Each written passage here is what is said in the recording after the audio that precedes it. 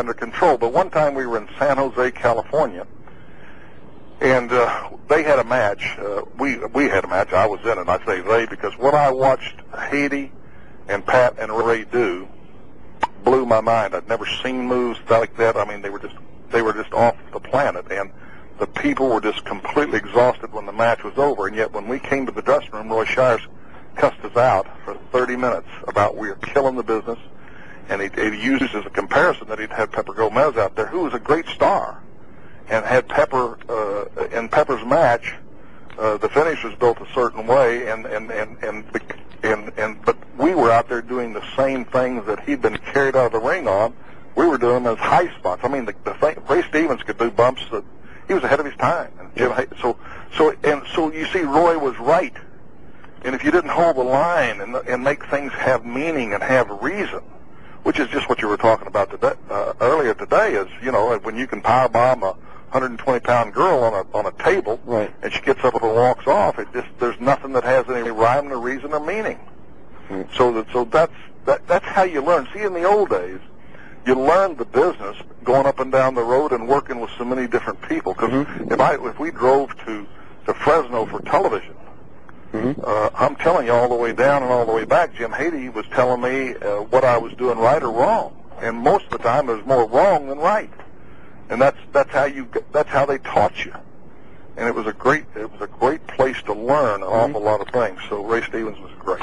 Actually, I want to throw a little quote that Hulk Hogan gave me, and actually 5 minutes or 5 weeks after Hulk Hogan gave it to me, JBL gave it to me, and that is, a lot of the guys in business today, they learn the moves, but they don't learn wrestling. Well, and that's true, and but it's a different business. Right. And so, again, the guys are going to do today what it requires for them to make it today. And that's why you have so many of the old guys that still can hang on, because they can still go out and have a match because they understand the psychology of managing the crowd. And so those guys can go out and, even though they're much older and maybe don't have the same amount of stamina and everything or the same athletic ability, they can still go out and have the great match because they can control the crowd. Just got a couple more for you here. First one is going to be Ric Flair. I like Rick. I have no problem with Rick. Rick used to carry my bag when I was a star and he was just getting in. That he worked his way up and became world champion. I always felt Rick gave you his all in the ring. So I never had a problem with Rick that I'm aware of, and as a matter of fact was instrumental in getting him to come back to WCW, because I felt we needed more people there who would always compete to have the best match. You see, when I came back to WCW, I always believed that if somebody was in the match before me, that I wanted to go watch it because I wanted to have a better match than they had. We had to compete for our positions, but when their positions were guaranteed by contract. Well, they didn't have to compete, and they didn't want to have to spend the time. They didn't want to have to sit there and watch the other match. Why do I have to do that? Well, how do you get better if you don't see what somebody else is doing? So anyway, at my place, you had to be there a certain amount of time before the matches, and you couldn't leave after your match. You were there to be a part of the business, and it was a part of it. So I wanted Flair to be back there because I knew that Flair, with his ego, would go out there and he would be competing to have the best match on the card. That's what I wanted out of him, and I knew he would do that. So I've always thought Flair was great for our business. Scott Steiner. Scott Steiner is without a doubt a great athlete, and I think I don't think it's great as a person. He and I did not get along. Rick Steiner is the one I love, and was a great one, and always was great. And Scott was, so many guys that were so heavily juiced had a lot of emotional problems. And so then, and again, you had no control over the way the contracts were set up there. It wasn't based on performance. So if a guy, even if he got injured, he didn't have to go to rehab until we set it up. That's one of the things we did too, set up a rehab where you had to go to rehab. He didn't have to do anything and collected his whole contract. What's your incentive? You see, athletes can't be allowed to sit in a comfort zone. That's not, that may be okay for Mr. Corporate America if you want, but it's not for athletes. Athletes have to know that they're always out there competing for their job, that if somebody's always coming in to be better, they're going to be replaced. That's just the nature of it. So I'm not a big Scott Steiner fan, although I certainly recognize his athletic ability, would always give him the credit for that. But I don't think he could hold a candle to his brother, Rick Steiner. I thought Rick Steiner was 10 times better than Scott. All right, final three. First one is your son, Eric Watts.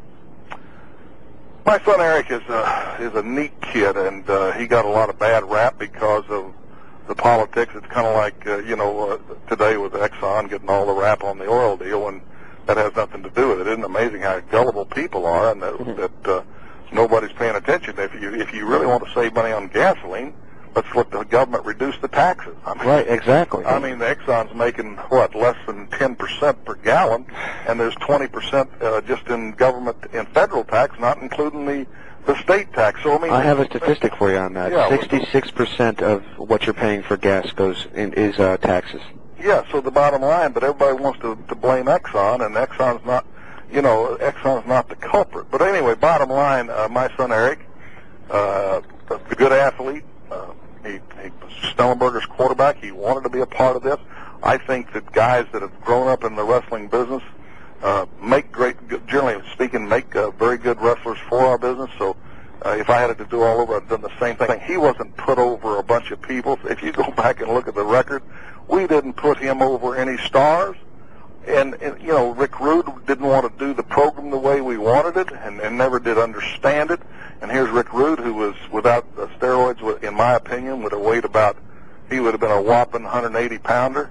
And so he thought that the way to get heat was to eat up everybody. So it just didn't work. And then the next thing on Eric's part is Eric never got enough time and grade to learn how to get himself over, because Eric, like so many guys like him, would go out and he would make the match first, and that doesn't always make you able to understand how to get yourself over.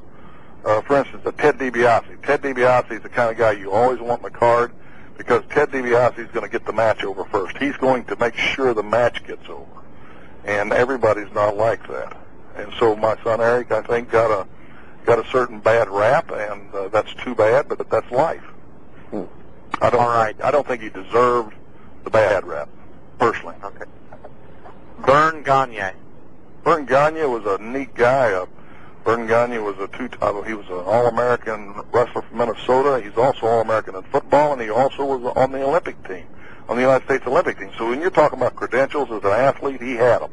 I thought as a promoter, he really could see the big picture. I didn't think he didn't necessarily like details, which I think was his shortcoming. But as far as understanding what he was going to do and where he was going to go with something, he was extremely good at it. And so I learned a lot from Verne. See, I think you got to learn from everybody that you're around, and I learned a lot from Verne. You see what they do that you agree with, or you see what they do that you disagree with. I think that you have to grow, and so I think that I learned a lot from Verne, and it was good. All right, last one. This is a very popular one to give people. Vince McMahon. Senior or junior? That would be senior. The one we have. Well, junior, the one we have now. Oh. By the way, don't call him junior. He gets mad at that. Well, I can care less. I never was noted for really kissing his ass anyway. But the bottom line is that I think he's a very, very driven guy. I think he's extremely creative. I enjoyed booking with him. The guy books through the same theory that I did, that you get way out there ahead, and you book ahead, and then of where you want to be, then you work backwards to see how to get there. So I think Vince was excellent. I think he's, without a doubt, as I told him, there's just no room for two Titans at Titan. But I thought the experience was good, that I got a chance to get to know him, to see what I thought of him personally. And but I was also ready to get out of the business and realized that I wanted to leave the business for good that time. I sure didn't want to live back there. I thought his wife, I had the highest respect for her. And I haven't watched anything that they've done since, so I have no real opinion on it from that perspective. Mm-hmm. Well, it's been such a great honor having you on the show. Where can people find out more information on Bill Watts? Well, certainly they can go to my website, which is www.cowboybillwatts.com.